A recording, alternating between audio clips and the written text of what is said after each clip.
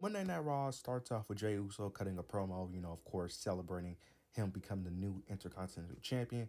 Talks about basically his struggles, his upbringing of finally being able to become champion, mentions the bloodline, mentions his mom. He cut a very deep, passionate promo. Then Braun Breaker comes out and he basically gives Jey Uso his props and actually give Jey Uso his respect. And it looks like they're turning Braun Breaker heel, which what they end up doing later, which kind of provides what they end up doing later in the show because he ended up having an interaction with Gunther later in the show, and he's coming off more like a babyface, which I understand why they're doing it, but they're doing this again. Typically, when someone is extremely over with the crowd, they just turn them babyface for whatever reason.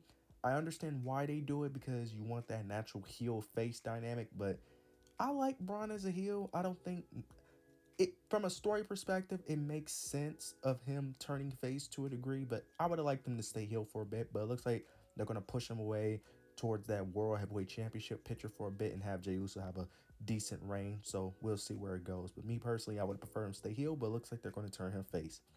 Now we end up getting Rey Mysterio versus Xavier Woods. They put on a decent match, but towards the end of the match, Xavier Woods ends up pulling Rey Mysterio mask off of his face, which allowed him to end up getting a roll up and picking up the victory. After the match, Xavier was shocked because he didn't try to do it, but they slowly are making Xavier Woods do more and more heelish things as the story progressed to eventually, tease with the eventual heel turn that may happen, which most likely will, but they're constantly teasing that potential heel turn. After the match, Kofi Kingston ended up asking did Xavier do it on purpose, but of course he denies it. They go back and forth for a bit, but they end up making up. And then Kofi Kingston ends up admitting that he ended up giving him his IC title shot to Xavier Woods. So next week, Xavier Woods will be facing Jey Uso for the Intercontinental Championship match.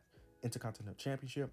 And it looks like most likely he's going to lose, but also that's probably should play up the story of eventually Kofi and Woods eventually one of them turning on each other. I don't know if they're going to turn on that episode, but eventually they will. But that will definitely build up towards the turn of Xavier Woods. Now we get Zoey Starks versus Lyra Valkyria. I'm not gonna speak too much on this match. Zoey Starks ends up winning via interference of Pure Fusion Collective.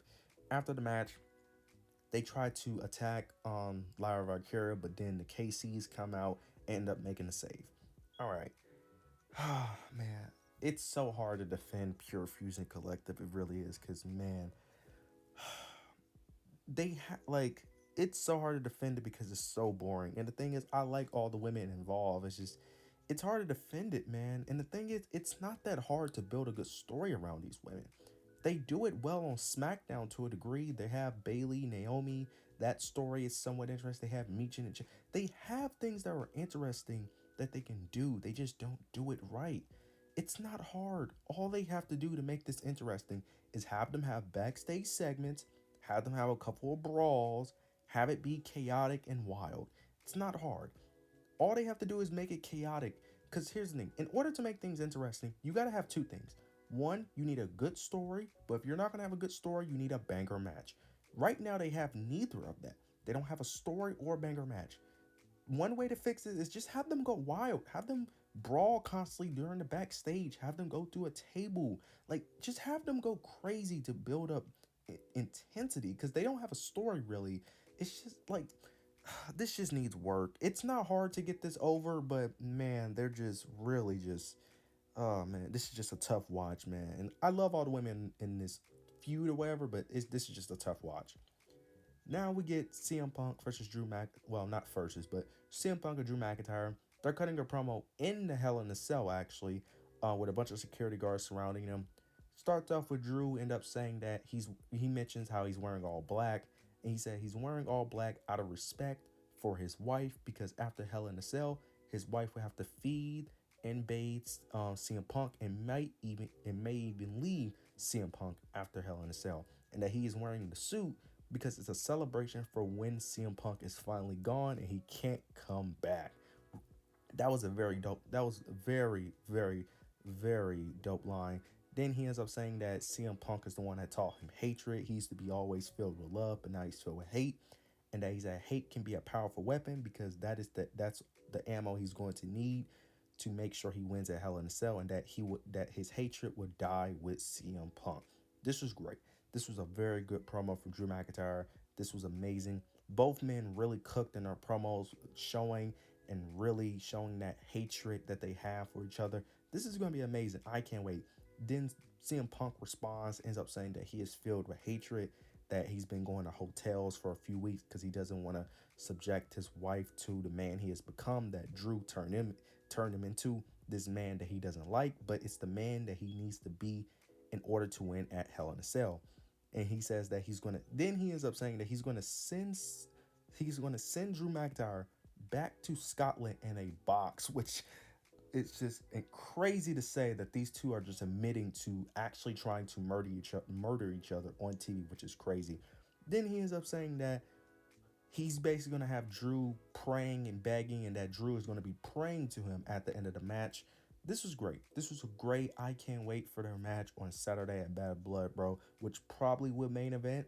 Maybe, maybe not, but man, whatever places on the show, it's going to be a banger. Every match that they has delivered. I expect nothing less from their match in Hell in a Cell. I can't wait, man. I just can't wait till they get their hands on each other to actually fight in the Hell in a Cell, because that match should be an absolute banger. Now we end up getting Finn Balor. They're cutting Judgment Day cut a promo.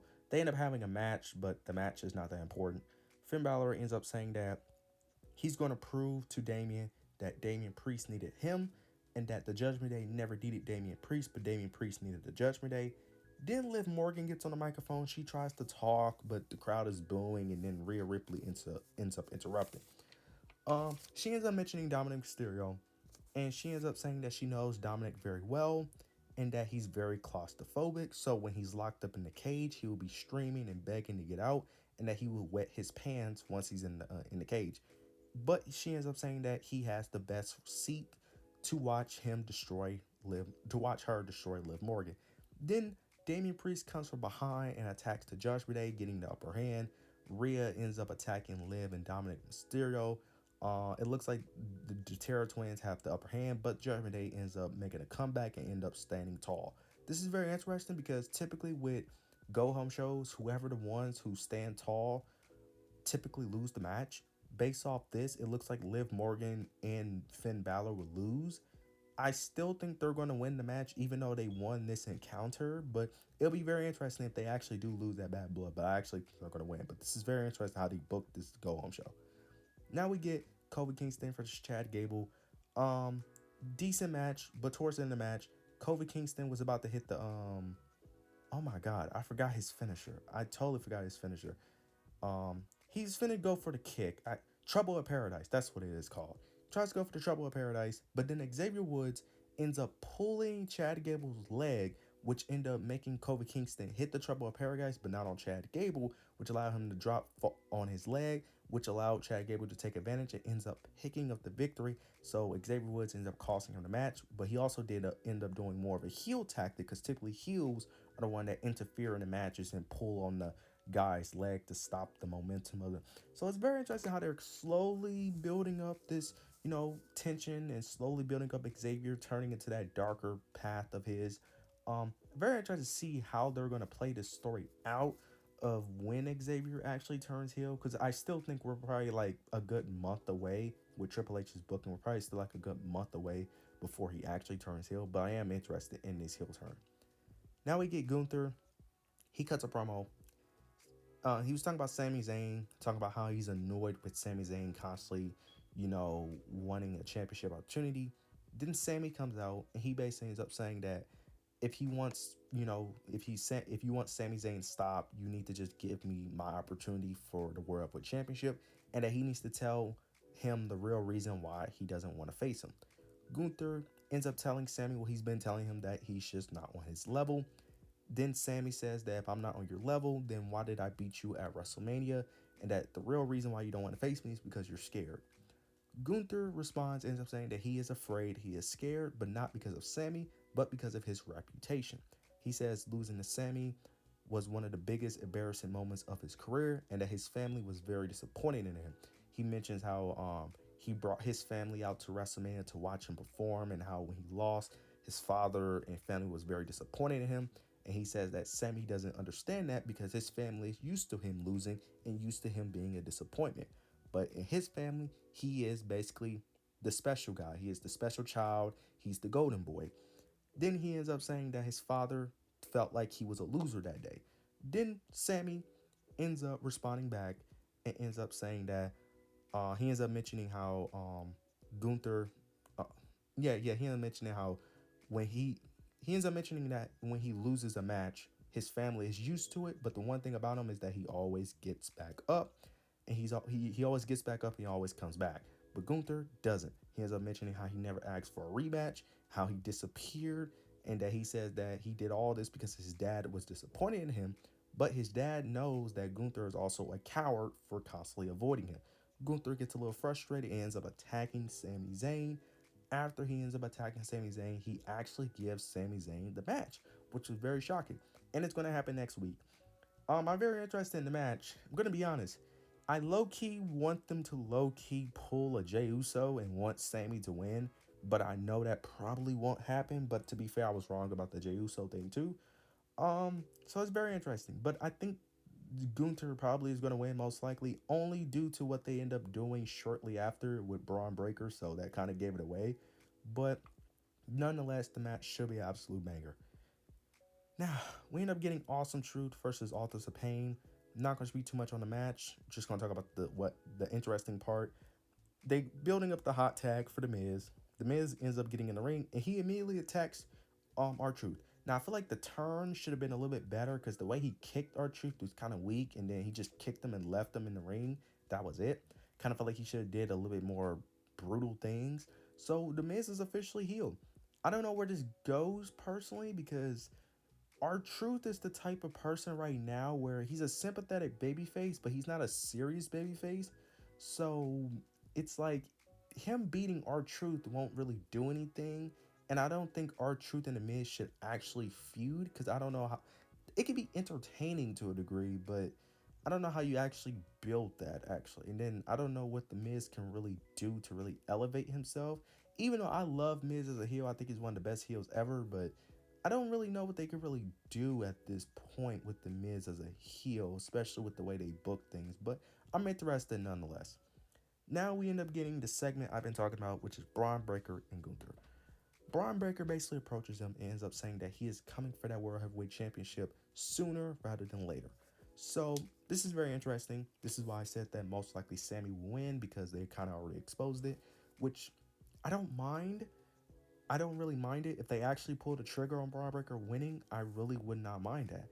Um, this is very interesting because Braun Breaker obviously will be the face and Gunther will be the heel, which is very interesting. And I know they have history with Braun Breaker beating Gunther in NXT, so I'm very interested to see how this plays out. I don't know when they would do the match. I think they're gonna give Braun Breaker like a break, probably build him up for a bit. They're probably gonna do it maybe at Survivor Series, maybe the Rumble, but it's very hard to tell. But I'm very excited for that match whenever they do that match. Now, the main event, the last monster standing match between Bronson Reed and Braun Strowman. This match was everything it was meant to be. Very chaotic, very wild and reckless. This was everything a last man standing match should be. Early on, we immediately started off with Braun Strowman hitting a choke slam on Bronson Reed through the announce table very early on in the match. Then very soon after, Bronson Reed ends up hitting a rolling slam through a table towards the crowd. This match was just very chaotic. Towards the end of the match, we end up getting Bronson Reed ends up running through Braun Strowman through the front row barricade, that's covering the fans in the barricade, kind of behind the announce table to a degree. He ends up running him through that. Then the referee is distracted because he rammed it through the barricade where the crowd is near, so he's around that area. Bronson Reed basically has the match won. He ends up hitting like 2 or 3 tsunamis, but the referee is still distracted. When this happened, I knew Bronson Reed was losing. I knew he was losing when the ref was distracted during the last man stand. I knew it was over. Bronson Reed starts crashing out. He's trying to attack the ref, but then Adam Pearce tries to stop him, but then he's about to attack Adam Pearce, but then security ends up stopping him. Now it's like 20 security guards on Bronson Reed and Adam Pearce. Braun Strowman goes to the top rope and ends up hitting a dive onto everyone. Everyone's on the ground. Then Bronson Reed and Braun Strowman gets back up. They both go to the top rope, go back and forth, and then Bronson Reed ends up doing a top rope slam on top rope slam, and then the ring ends up collapsing, bro. That was an amazing spot, man. That was very wild. Then the ring collapsed. Bronson Reed is about to get up, but then Seth Rollins ends up coming out, hitting the stomp on steel steps, preventing Bronson Reed from getting up, which allowed Braun Strowman to end up picking up the victory. I'm going to be honest. I do not like this finish. I understand the finish. I get why. I just don't like it because I think Bronson Reed, I wouldn't say needed this win, but I feel like it would have helped him. And I already knew that Seth Rollins was eventually going to get his revenge on Bronson Reed. But that's also my problem because I'm always a big advocate of building up new stars. And the problem I have here is that not only Bronson Reed lost this feud, he also lost, I wouldn't say momentum, but I feel like once he loses to Seth Rollins, he's going to lose momentum because he's going to lose to Seth Rollins and then he's probably going to fall down a card once again. Because I don't know where he goes from here because you could say he go for the IC title, which can be true, but it's like, is he really going to beat Jey Uso? That's my issue. It's like, that's my problem. I feel like he's just gonna go right back down the card the moment he loses to Seth Rollins, which is why I wanted him to win this feud to at least give him something to feel important. But the moment he faces Seth Rollins, he's not gonna feel important anymore. But nonetheless, this was a really great episode of Monday Night Raw, and I think this is the last Monday Night Raw. That's gonna be 3 hours for a while until they go over to Netflix. So that would be very interesting to see how the shows are booked from now on. But you guys let me know your opinions down below. Make sure you like, comment, subscribe. But yeah, that's it.